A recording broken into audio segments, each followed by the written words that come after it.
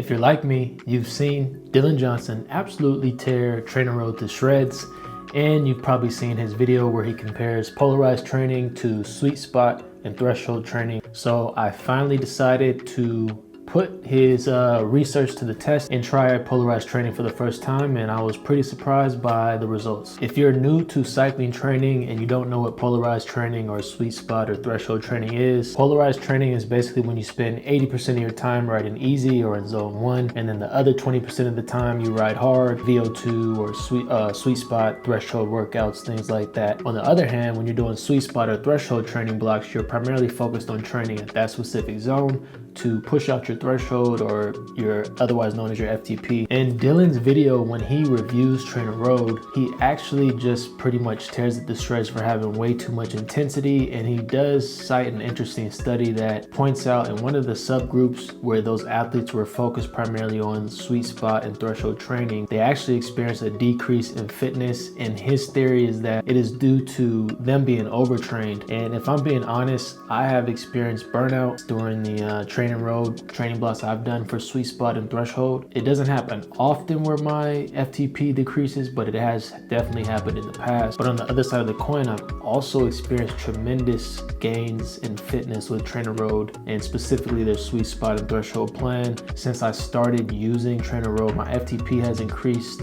40 watts. So it definitely has been a give and take type of relationship. But since I've experienced the success with TrainerRoad, I was kind of at a crossroads after watching this video. Should I try polarized training when I've already been experiencing positive results with sweet spot and threshold training? On top of that, I had just increased my FTP again from my previous training block through the sweet spot and threshold training. But since it was the end of my season and I don't have any events coming up, I figured why not give it a shot. Since Dylan has released this video, TrainerRoad has actually made a bunch of improvements to the app itself in terms of software and things like that, but they've also added a lot of new plans to the platform, and one of those plans is a polarized plan. So I don't know if Dylan's video motivated them to add this training plan to their software, or if they already had it planned before his video was released. Now, usually when I do the sweet spot and threshold training plan with TrainerRoad, they will schedule 3 to 4 high intensity or intensity workouts for me per week. And when I looked at the polarized training plan, it was the complete opposite. There was only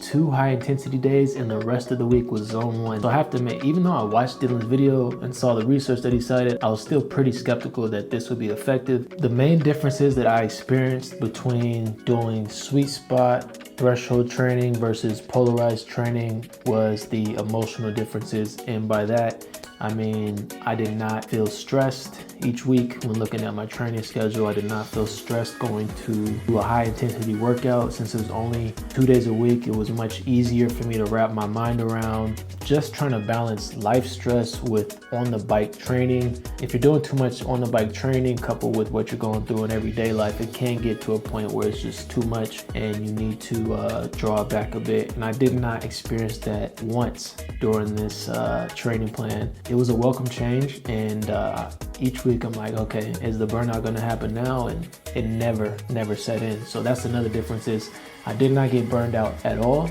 I did not get close to becoming burned out. And I think the fact that you know the next day you have a zone 1 or an easy ride after you knock out the hard intensity ride, it's kind of encouraging just to get through that day, get through those sets, and then you can relax for the next few days. On the fitness side, like I said, I was skeptical that I would be able to increase my fitness gains from my previous training block, especially carrying in a little bit of fatigue, but I was surprised that my FTP did increase after this training block by 2 watts or so. So I'm at 323 watts now for my FTP, which is the highest I've ever gotten to, which is pretty encouraging because I'm interested to see how my body will respond to polarized training if I do it after giving my body some proper time off. And after this experience, I think that I don't see myself going back to threshold and sweet spot training, which is a huge transition from where I was at the start of this training block. And there's a number of reasons for that. And the fitness gains to me are cool, but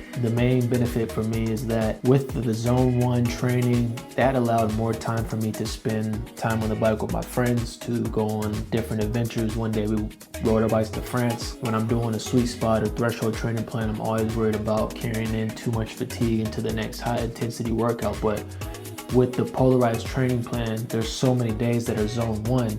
I feel like it offers a good balance for me to balance social life with friends on the bike and training, trying to get stronger. So if you're somebody who has a family, kids, a stressful job even, I would say give Polarized Training a shot if you haven't already. For me, having fun on the bike is more important than getting faster. I want the bike to be a stress reliever, not a stress inducer, but I do enjoy the experience of training and trying to push myself and get better. I hope this video was helpful, and I'll see you in the next video.